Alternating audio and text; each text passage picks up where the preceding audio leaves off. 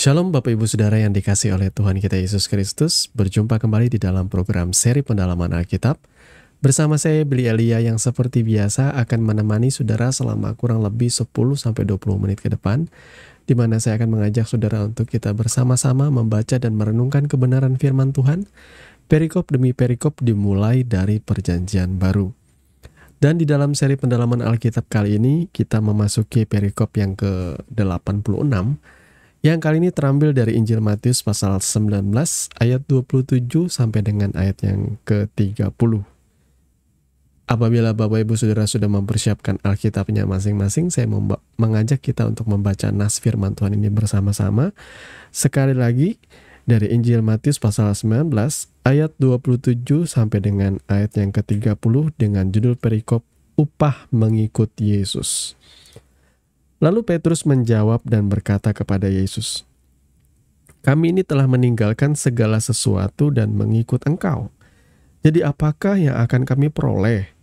Kata Yesus kepada mereka, "Aku berkata kepadamu, sesungguhnya pada waktu penciptaan kembali, apabila Anak Manusia bersemayam di tahta kemuliaannya, kamu yang telah mengikut Aku akan duduk juga di atas 12 tahta untuk menghakimi ke-12 suku Israel.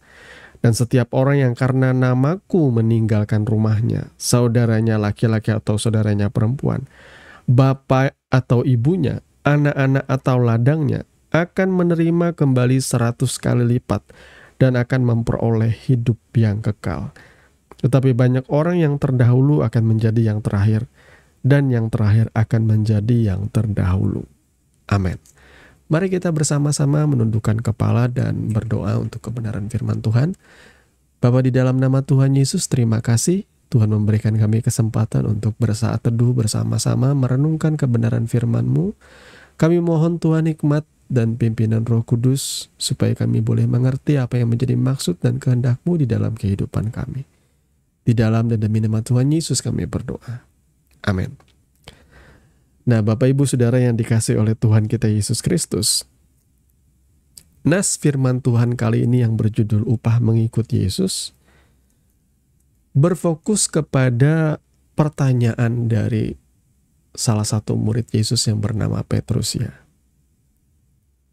Ia berkata kepada Yesus, "Kami ini telah meninggalkan segala sesuatu dan mengikut Engkau. Jadi apakah yang akan kami peroleh?" Nah, pertanyaan ini menarik dan saudara akan mengerti dengan lebih jelas ketika saudara melihat konteks dengan cara melihat ke nas pembacaan yang sebelumnya. Di dalam nas pembacaan yang sebelumnya, Yesus berbicara kepada seorang anak orang muda yang kaya ya. Bicara soal bagaimana memperoleh hidup yang kekal dan bagaimana hidup kita itu menyenangkan Tuhan. Dan di situ, pada akhir pembicaraan antara Yesus dan orang muda yang kaya ini, Yesus memberitahu dia bahwa kalau kamu ingin sempurna, jualah segala hartamu dan berikanlah kepada orang miskin, lalu datanglah kemari dan ikutlah Aku. Nah, jadi dengan kata lain, Yesus memberikan tantangan bagi orang muda yang kaya ini. Tapi sebenarnya dalam pandangan mata saya, Yesus sedang menunjukkan kepada orang muda ini bahwa engkau tidak secinta itu dengan Tuhan. Ia membangga-banggakan entah itu pencapaian rohani, entah itu kehidupan rohaninya, entah itu jabatannya, entah itu pengetahuannya akan firman Tuhan. Tetapi Tuhan menunjukkan kepada dia bahwa ternyata orang muda ini, sekalipun ia dari mudanya sudah taat melakukan perintah Tuhan, ternyata hatinya masih melekat kepada harta. Sehingga ketika Tuhan menantang dia untuk menjual seluruh hartanya dan memberikannya kepada orang miskin, lalu datanglah kemari dan mengikuti Yesus, ia akhirnya mundur teratur. Karena apa? Karena hatinya melekat dengan kekayaannya. Nah, saudara ya, siapa di antara saudara yang memegahkan diri hari ini? Saudara, Tuhan bisa membuktikan kepada saudara bahwa saudara juga tidak secinta itu dengan Dia. Oleh sebab itu, mari kita tetap rendah hati. Jangan memegahkan diri, jangan memegahkan jabatan, pelayanan. Jangan memegahkan apapun yang ada di dunia ini yang saudara miliki. Bermegahlah hanya di dalam Tuhan. Ya, orang muda yang kaya ini gagal melihat bahwa harta yang terbesar di dalam kehidupan kita itu adalah Yesus. Makanya tantangannya ialah jualah segala hartamu, berikanlah kepada orang miskin dan datanglah kemari untuk mengikut aku. Kristus itu harta. Orang akan gagal bersukacita, akan gagal berbahagia mengikuti Tuhan ketika ia tidak memandang bahwa Yesus atau Tuhan Yesus itu adalah satu-satunya harta dalam hidupnya. Saudara bisa lihat kehidupan bangsa Israel di padang gurun. Mereka sudah mengikuti Tuhan, dipimpin tiang awan, tiang api, diberkati, disertai, dicukupkan dan dipelihara sepanjang perjalanan mereka. Tapi mereka tidak bahagia. Dan banyak di antara kebanyakan mereka mengeluh mengikuti Tuhan. Karena apa? Karena mata mereka tidak tertuju kepada harta yang terbesar, yakni Tuhan itu sendiri. Bagi mereka, harta yang mereka ingin atau yang mereka cari ialah segala sesuatu, kekayaan duniawi dan kesenangan-kesenangan di dalamnya, dan Tuhan hanyalah alat untuk mencapai itu. Makanya khotbah-khotbah tentang Injil kemakmuran yang menjamin bahwa kita akan diberkati berlimpah-limpah, formula untuk menjadi orang diberkati, itu akan menjadi judul-judul khotbah yang menarik untuk didengar oleh jemaat. Karena orang pengen memanfaatkan Tuhan untuk mencapai apa yang ia inginkan di dunia ini. Tetapi ia gagal melihat bahwa Tuhan itu adalah satu-satunya harta. Bahwa Tuhan itu adalah satu-satunya pribadi. Bahkan surga itu akan indah. Segala jalan-jalan emasnya, segala pintu gerbang permata, segala berlian, segala hal macam akan menjadi suram ketika tidak ada Kristus di dalamnya. Sekali lagi saudaraku ya, kita harus sepakati satu hal ini. Dalam hidup ini kita akan belajar mengenal bahwa Yesus adalah satu-satunya harta. Sehingga mata kita akan tertuju kepada Dia dan kita bersyukur, bersukacita oleh karena Tuhan berjalan dan menyertai kehidupan kita. Nah sekarang kita kembali kepada pertanyaan Petrus. Sekarang saudara mengerti ya, alasan Petrus mengajukan pertanyaan kepada Yesus. Karena Yesus mengajukan pertanyaan kepada orang muda ini untuk menyerahkan segala sesuatunya dan mengikuti Yesus saja. Untuk meninggalkan segala sesuatu dan mengikuti Yesus saja. Karena Rasul Petrus berpikir bahwa ia sudah melakukan itu. Ia sudah meninggalkan segala sesuatu untuk mengikuti Yesus. Ya, betul nggak saudara ya? Betulkah seperti itu? Ya, iya. Petrus meninggalkan perahu dan jalannya. Dengan kata lain pekerjaannya, bahkan mungkin ia meninggalkan keluarganya untuk berjalan bersama dengan Yesus ya. Bukan berarti tidak lantas Petrus itu juga mengabaikan anak istrinya, karena dia dikatakan memang sudah beristri, sudah menikah ya. Tetapi tidak satupun Alkitab tuh mencatat bahwa mereka memberikan teladan yang keliru soal kehidupan rumah tangga.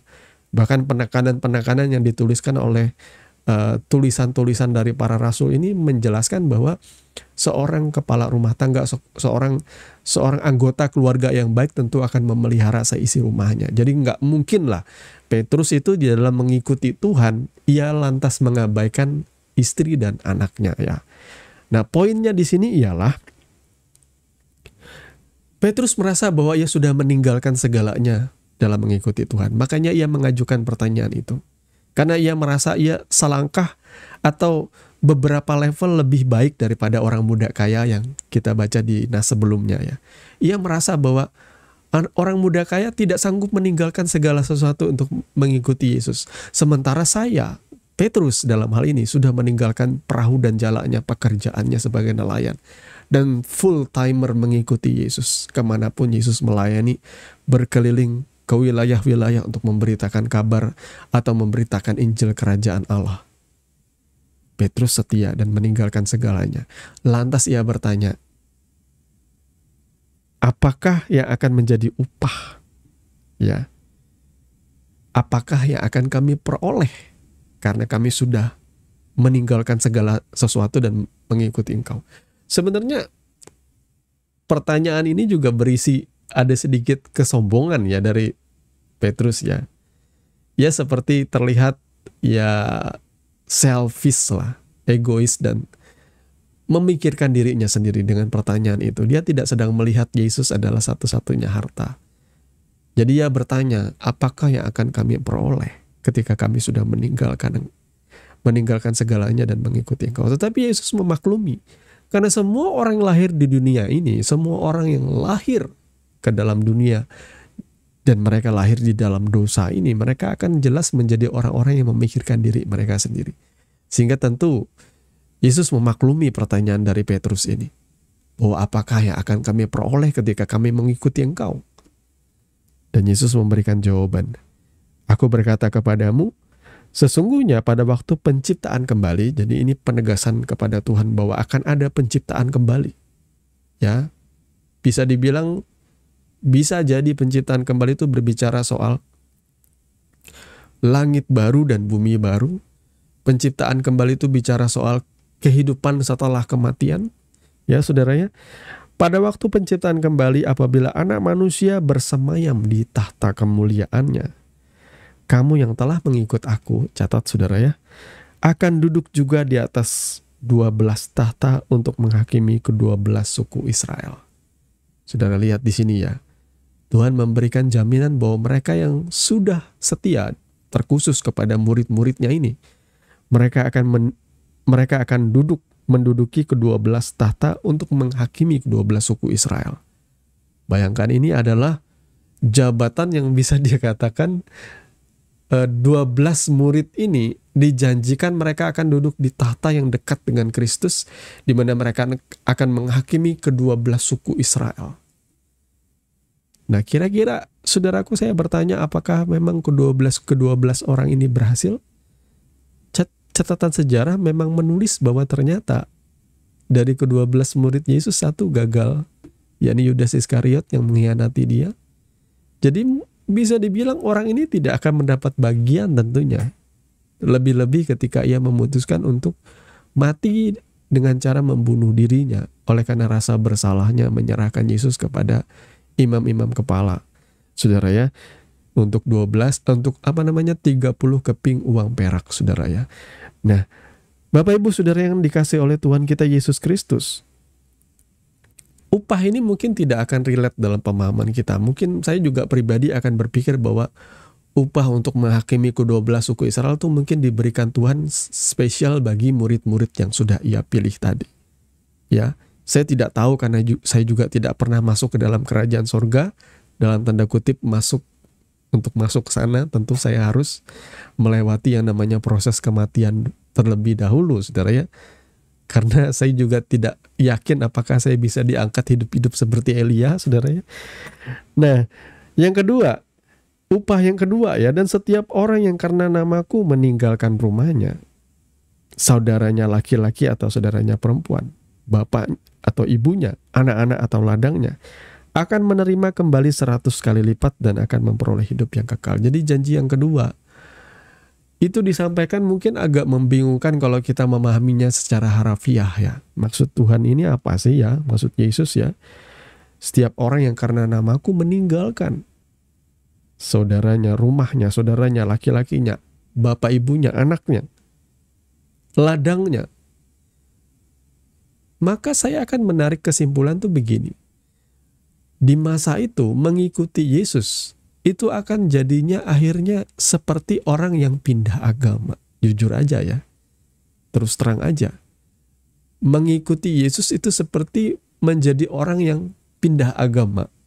Dari pemahaman, dari keyakinan orang-orang Yahudi di masa itu, bahwa kehidupan kekal itu dijamin ketika mereka melakukan hukum Tuhan itu dengan sempurna. Sementara ajaran daripada Injil Kerajaan Allah melalui Yesus Kristus itu ialah keselamatan itu oleh karena iman.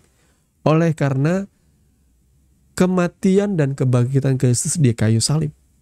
Artinya Yesus menggenapi hukum Taurat sehingga orang tidak lagi dibenarkan. Ya memang orang tidak pernah dibenarkan juga oleh yang namanya melakukan hukum Taurat, saudara ya. Namun di konsep orang-orang Yahudi di masa itu, mereka meyakini kalau mereka dengan sempurna melakukan hukum Taurat, mereka mungkin saja merasa diselamatkan. Ya, tapi apakah ada yang mungkin sempurna melakukan hukum Taurat? Tidak ada. Rasul Paulus berpikir, dan itu ditulis di dalam tulisannya, bahwa ia merasa yakin, ia menceritakan tentang dirinya yang begitu giat untuk Tuhan. Dan ia menunjukkan bahwa dari masa mudanya Rasul Paulus ini sudah menaati hukum Taurat tanpa cacat. Tapi benarkah demikian? Karena kenyataannya, ia menganiaya dan membunuh orang-orang yang percaya kepada Yesus. Sekalipun tampaknya ia adalah seorang pemimpin agama dari golongan Farisi yang keras sekali ya, membela ajarannya sehingga ia menganiaya murid-murid Kristus. Bahkan ia menjadi saksi pembunuhan Stefanus. Ia bisa saja menyatakan bahwa dalam hal beragama, dalam hal beribadah, ia begitu tanpa cacat. Tapi ia lupa, ia tidak memiliki kasih di dalam pelayanannya itu. Yang ada ialah kebencian dan pembunuhan bagi mereka yang tidak sesuai dan tidak sealiran dengan dia. Bahkan mereka mungkin berpikir halal untuk menumpahkan darah orang-orang yang berseberangan dengan ajaran kita selama ini. Ya saudara ya, penganiayaan terhadap murid-murid Kristus di masa itu tuh memang luar biasa. Inilah alasan kenapa Yesus berkata seperti ini. Bahwa ketika engkau mengikuti aku, dan engkau berjalan demi namaku, engkau mungkin saja dibenci oleh saudara-saudaramu, orang satu rumahmu. Engkau mungkin saja pengen dibunuh oleh mereka karena mengikuti Yesus. Betul, ada nggak orang-orang seperti itu saudara ya? Jujur aja lah, hari ini kita realistis aja. Kalau ada anggota keluarga kita yang pindah keyakinan, pindah agama, ya syukur-syukur lah. Kita realistis aja, syukur-syukur lah. Kita masih bisa menerima kenyataan, tapi kebanyakan orang dari golongan-golongan yang keras pasti akan membenci ya. Betul nggak? Membenci, bahkan ada yang dikeluarkan dari kakak kartu keluarga. Bahkan ada yang akhirnya disumpahin sama orang tuanya karena meninggalkan keyakinannya. Lah itu memang biasa saudara ya. Setiap agama itu memang berpikir bahwa mereka tuh punya eksklusivitas sendiri mengenai keselamatan. Bahkan di dalam kekristenan pun kita yakin memang bahwa keselamatan itu hanya melalui Yesus Kristus. Maka kalau seandainya ada anggota keluarga kita yang akhirnya keluar dari imannya, keluar dari keyakinannya yang semula, ya kalau dari saya pribadi, saya bisa menerima itu ya. Kenapa orang meninggalkan Yesus? Saya melihat lagi buahnya. Oh, dia meninggalkan Yesus mungkin karena ia kecewa dengan Tuhan. Itu bisa terlihat dari kehidupannya, di mana ia tidak pernah lagi bergereja, ia tidak lagi pernah beribadah. Tunggu waktu saja, saya sudah tahu kok. Tanda-tanda orang itu sudah mulai ditinggalkan oleh Tuhan atau ia meninggalkan Tuhan. Ialah ia merasa kecewa dengan Tuhan. Ia kemudian tidak lagi beribadah, tidak lagi memandang firman Tuhan itu penting. Lama-kelamaan ia akan mulai terhilang dan saya memaklumi hal itu. Ya. Jadi kalaupun kita sudah memberitahu, biasanya orang yang sudah bebal dan meninggalkan Tuhan itu ya sudah pilihannya dia. Kita tetap serahkan kepada Tuhan. Biar Tuhan membelas kasihani orang ini agar Tuhan mencelikan matanya. Ya saudara. Tetapi apapun itu sama seperti anak bungsu yang meninggalkan rumah. Bapaknya tidak mencegah. Anak bungsu itu pergi dengan membawa harta warisan bagiannya dan ia berfoya-foya, ia meninggalkan rumah bapaknya. Bapaknya tidak mencegah dia. Kalau kamu mau meninggalkan rumah silahkan. Jadi kalau saudara ingin meninggalkan Tuhan Yesus ya silahkan. Ya, saya cuma bisa bilang, saudara, kalau saudara pernah mengecap kasih karunia Tuhan, kalau saudara pernah mengecap kasih dan keselamatan di dalam Tuhan, saudara tentu akan merasakan perbedaannya. Saya mau katakan, bahkan ketika saya dulunya adalah seorang full timer di dalam pelayanan, di dalam gereja, saudara ya, saya pernah menjabat menjadi seorang pendeta muda dan pendeta pembantu. Sekalipun pada akhirnya ketika saya memutuskan untuk meninggalkan dunia pelayanan, untuk akhirnya terjun ke dunia sekuler, saya tidak lantas kecewa dengan Tuhan. Saya tetap berpikir bahwa tanpa Tuhan, hidup itu terasa hambar. Bagi saya menjalani kehidupan hari-hari ini, saya membutuhkan Tuhan. Dan inilah esensi yang seharusnya dimiliki oleh setiap orang percaya.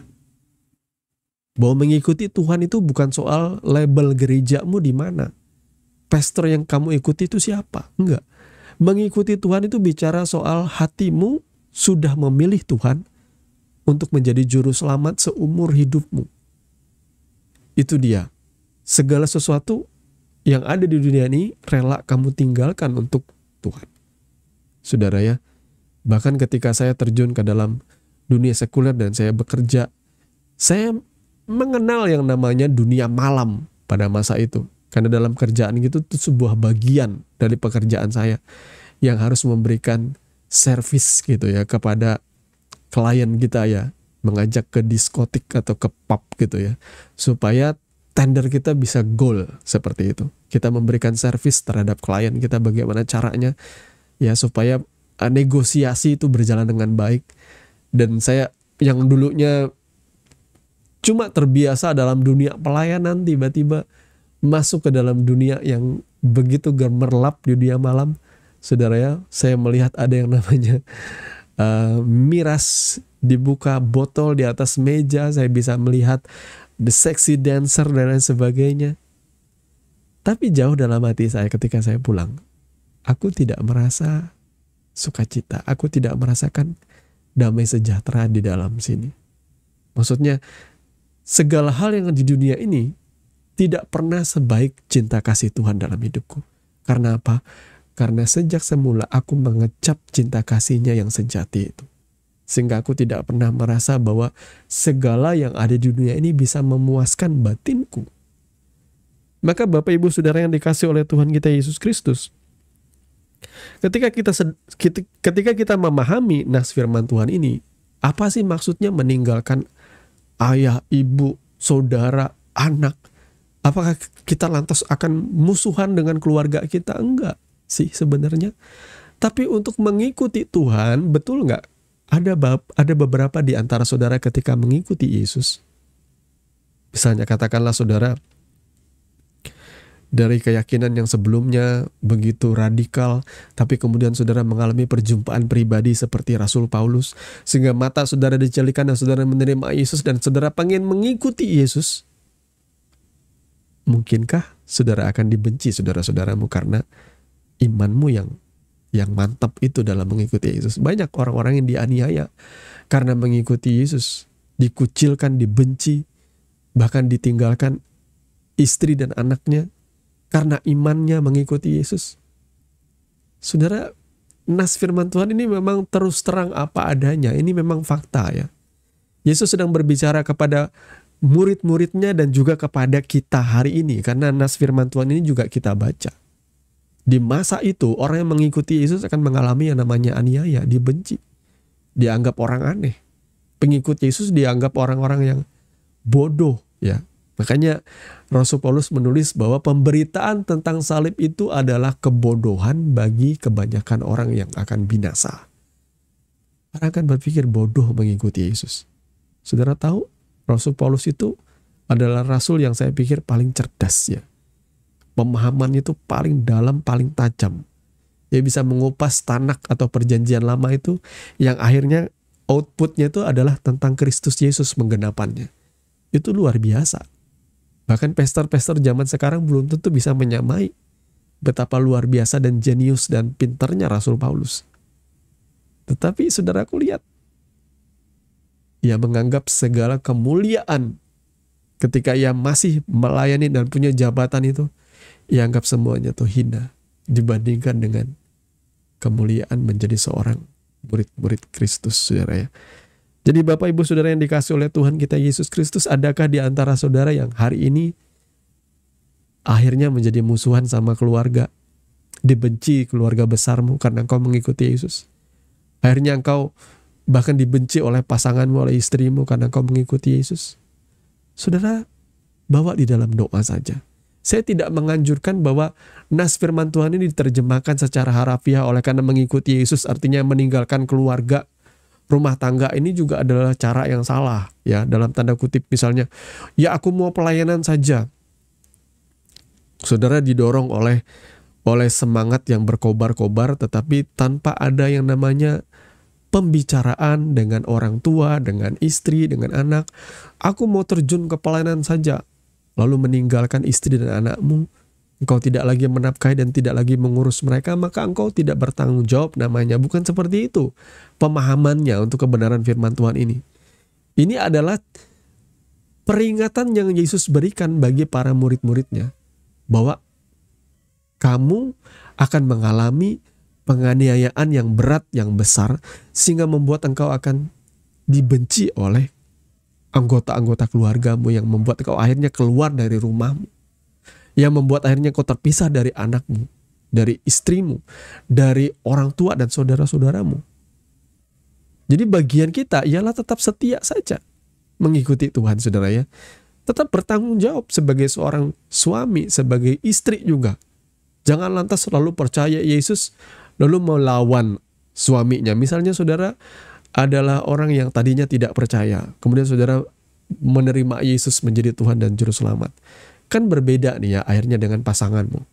Misalnya seorang yang menerima Yesus dan seorang istri, kemudian suaminya akhirnya marah-marah terus ya. Bagian kita, karena kita sudah menerima Yesus Kristus, tidak lantas kita menceraikan pasangan kita lalu meninggalkan keluarga kita seperti itu, enggak. Kalau hari ini kita tetap bertanggung jawab, kita tetap mempertahankan pernikahan kita dengan baik, dan kita tetap bawa dalam doa dan melayani suami dan pasangan kita dengan baik juga, melayani anak-anak kita dengan baik juga. Ya, saya tidak juga mengharapkan ada yang namanya perpecahan dalam rumah tangga dengan menyampaikan kebenaran firman Tuhan ini. Mari kita lihat dengan hikmat Tuhan lah. Ya, pemahaman-pemahaman yang mendalam dari kebenaran firman Tuhan ini. Saya berdoa supaya saudara boleh memahami pengajaran dan intisari dari nas firman Tuhan dalam Matius 19 ayat 27 dan 30 ini dengan baik. Dan yang jadi penutup di sini ialah, tetapi banyak orang yang terdahulu akan menjadi yang terakhir, dan yang terakhir akan menjadi yang terdahulu.